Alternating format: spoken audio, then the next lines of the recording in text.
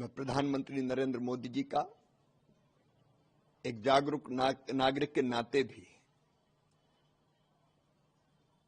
उनको हृदय से धन्यवाद देता हूं और उनका आभार प्रकट करता हूं। एक बड़ा क्रांतिकारी फैसला उन्होंने लिया है। लगातार होने वाले चुनाव देश की प्रगति को ठप्प करते हैं, विकास को बाधित करते हैं, जन कल्याणकारी कामों को रोक देते हैं और सरकारों को कोई भी लॉन्ग टर्म फैसला नहीं लेने देते।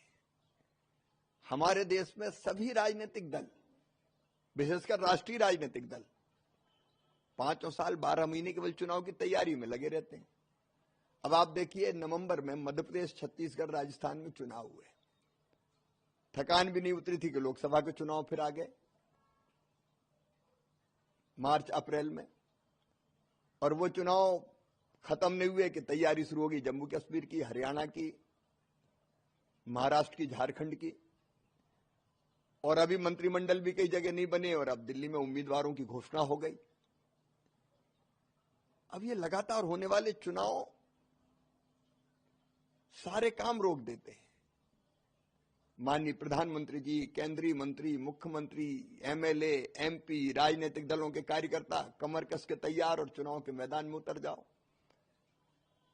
अब मैं कृषि मंत्री हूं, चुनाव कहीं हुआ, ड्यूटी लग गई उस राज्य में, तो खेती किसानी छोड़ के मैं दूसरे राज्य में काम करने जाता हूं, क्योंकि हम पार्टी के कार्यकर्ता है। हर एक राजनीतिक दल की स्थिति है। तो ये सारे काम ठप हो जाते हैं। जिस राज्य में चुनाव होता है वहां आचार संहिता लग जाती है, तो कोई नई घोषणा नहीं हो सकती, नया काम नहीं हो सकता, पुराने काम ठप हो जाते, क्योंकि पूरी मशीनरी, कलेक्टर हो, एसडीएम हो, अलग अलग विभागों के अधिकारी हों, कर्मचारी हों, शिक्षक हों, सब चुनाव की तैयारी में, पढ़ाई भी बाधित हो जाती है बच्चों की। और केवल इतना ही नहीं, एक ही राज्य के नहीं लगते चुनाव। मध्य प्रदेश में होगा तो महाराष्ट्र के अधिकारी चुनाव करवाने ऑब्जर्वर बन के आ रहे हैं, कई हिसाब किताब देखने आ रहे हैं, तो वहां का भी काम ठप हो जाता है। फिर पैसा कितना खर्च होता है, राजनीतिक दल पैसा खर्च करते हैं, इंडिविजुअल उम्मीदवार पैसा खर्च करते हैं, देश की जनता का पैसा खर्च होता है चुनाव की व्यवस्थाओं में। और सबसे बड़ा नुकसान यह है कि लॉन्ग टर्म प्लानिंग नहीं हो पाती। देश की प्रगति और विकास की लंबे समय के लिए कोई नीति नहीं बनती, क्योंकि हर राजनीतिक दल घबराता है कि यह फैसला अगर मैंने ले लिया तो कहीं वोटर नाराज किसी राज्य में ना हो जाए। और इसलिए एक साथ लोकसभा और विधानसभा के चुनाव पहले होते ही थे, 1967 तक तो एक ही साथ होते थे। ये पाप कांग्रेस ने किया, अपने राजनीतिक स्वार्थों की पूर्ति के लिए चुनी हुई सरकारें भंग करके। अब समय आ गया है कि संविधान में संशोधन करके लोकसभा और विधानसभा के चुनाव एक साथ किए जाएं, 5 साल में एक बार चुनाव, ताकि 4.5 साल तो सभी राजनीतिक दल, जिसकी जहां सरकार हो, केंद्र में जो सरकार हो, वो दिन और रात विकास में, प्रगति में और जनता की सेवा में लग सके, अच्छे फैसले लेकर उनको लागू करा सके। सर, लेकिन ऑपोजिशन लगातार इसको अनडेमोक्रेटिक बता रहे हैं इस बिल को। ये कहां से अनडेमोक्रेटिक हो गया? लोकसभा में बिल आया है, अभी बिल पर चर्चा होगी, अभी तो जेपीसी में वो गया है। संविधान में संशोधन का अधिकार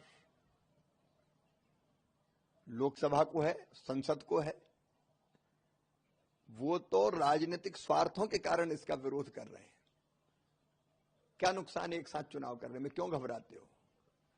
मैं तो अपील करना चाहूंगा कांग्रेस सहित सभी राजनीतिक दलों से जो अपोजिशन में हैं कि व्यापक राष्ट्रीय और जनता के हित में वो वन नेशन वन इलेक्शन का समर्थन करें। सर, बस एक आखिरी, पहले फिलिस्तीन का बैग लेकर आए, फिर आज बांग्लादेश का, जब हम देख रहे हैं कि वहां पर माइनॉरिटीज पे, हिंदूज पे कितने अटैक्स देखे जा रहे हैं। सीए का विरोध क्यों किया? सीए का समर्थन क्यों नहीं किया? तब याद क्यों नहीं आई अल्पसंख्यक भाई और बहनों की? केवल राजनीतिक लाभ उठाने के लिए नाटक करना, ढोंग करना, यह कांग्रेस का सगल बन गया है। कहते कुछ हैं, करते कुछ हैं, हाथी के दांत हैं, खाने के और हैं, दिखाने के और हैं, लेकिन जनता सच समझती है। न्यूज नेशन अब व्हाट्सएप पर खबरों के ताजा अपडेट के लिए न्यूज नेशन के इस QR कोड को स्कैन करें।